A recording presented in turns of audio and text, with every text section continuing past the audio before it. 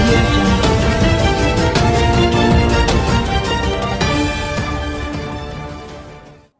మీ అందరితో నేను చేసే విజ్ఞప్తి ఒకటే, ధర్మన్న పెద్దలు ఉప ముఖ్యమంత్రి గారు మన ఎంపీ గారు చాలా విషయాలు చెప్పినారు. ఏ రకంగా మన ముఖ్యమంత్రి కేసీఆర్ గారి నాయకత్వంలో బ్రహ్మాండంగా సంక్షేమ కార్యక్రమాలు అభివృద్ధి కార్యక్రమాలు జరుగుతున్నాయో అన్ని కూడా వాళ్ళు చెప్పినారు.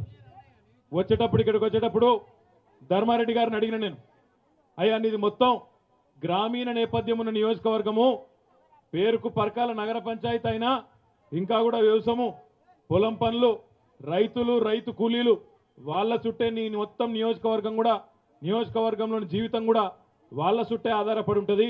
మరి 24 గంటల కరెంట్ వస్తుందా అని అడిగిన. వస్తుందన్నా అన్నాడు. మరి వచ్చే జూన్ వరకు జూలై వరకు ఇంటింటికి నల్లా పెట్టి నీళ్ళిచ్చే మిషన్ భగీరథ కార్యక్రమం మా ఆడబిడ్డలు ఎవరు మళ్ళా కుండలు బిందెలు పట్టుకొని రోడ్ల మీదకి రాకుండా ఇంటి లోపల నల్లా పెట్టి నీళ్ళిచ్చే కార్యక్రమం అది పూర్తవుతుందా అన్న. అవుతుందన్నా అన్నాడు.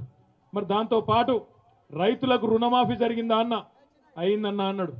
దాంతో పాటు నేను నియోజకవర్గానికి రైతులకు నీళ్ళిచ్చే కాళేశ్వరం ప్రాజెక్టు ఈ సంవత్సరంలోనే పూర్తవుతుంది కదా, SRSP తోని మొత్తం 2 పంటలకు నీళ్ళిచ్చే పరిస్థితి వస్తుంది కదా అన్న.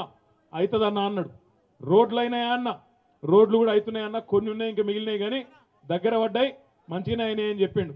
మరి ఇన్ని అడిగినాక ఇంకా నన్నేం అడుగుతావు నేను ధర్మారెడ్డి గారిని అడిగిన. ఇన్ని పనులు అయినాక ఇంకేం అడుగుతావు అన్న అంటే, మీ ధర్మారెడ్డి గారు ఈ రోజు కాదు, గడిచిన 3 ఏళ్ల నుంచి శాసనసభ్యుడిగా ఎన్నికైన నాటి నుంచి ఏ మంత్రిని కలిసినా ముఖ్యమంత్రి గారిని కలిసినా ఆయన ఏ ప్రత్యేకంగా వ్యక్తిగతమైన పనులు అడగడు.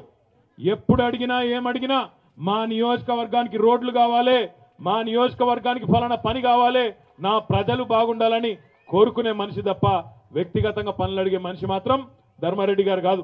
అందుకే ఏమన్నాడంటే, అన్న ఇవన్నీ అయినాయి కానీ తెలంగాణ వచ్చిన పుణ్యమా అని చెప్పి కరెంట్ వస్తున్నది, తాగునీరు వస్తున్నది, సాగునీరు కూడా రాబోతున్నది, కానీ ఇంకా కొన్ని పనులు మాత్రం మిగిలినాయి, తప్పకుండా వాటిని కూడా చేస్తా అని చెప్పి మీరు ఇక్కడ మాట ఇవ్వాలంటే, నేను ఉప ముఖ్యమంత్రి గారు ఇద్దరం కలిసి ఒకటే చెప్పినాం, పరకాల నియోజకవర్గ అభివృద్ధి విషయంలో మాత్రం 1000 కోట్లు కాదు ఇంకా ఎన్ని కోట్ల అవసరం ఉన్నా తప్పకుండా తెచ్చిచ్చే బాధ్యత ఈ ప్రభుత్వాన్ని కేసీఆర్ గారి నాయకత్వాన్ని అని చెప్పి వారికి చెప్పడం జరిగింది. మీరు రెవెన్యూ డివిజన్ కోరుకున్నారు, పరకాల కేంద్రంగా రెవెన్యూ డివిజన్ కూడా మంజూరు అయింది, ముఖ్యమంత్రి గారు మంజూరు చేయడం జరిగింది. కాగితం రావాల్సి ఉన్నది, తప్పకుండా తొందరలోనే వస్తుంది. దాన్ని కూడా ఉప ముఖ్యమంత్రి గారి చేతుల మీదుగా తప్పకుండా ప్రారంభించుకుంటాం. ఇక్కడనే మీరే తొందరలోనే చూస్తారని చెప్పి కూడా ఈ సందర్భంగా నేను మీకు విజ్ఞప్తి చేస్తా ఉన్నా. ఏంటండి వీడియో నచ్చిందా?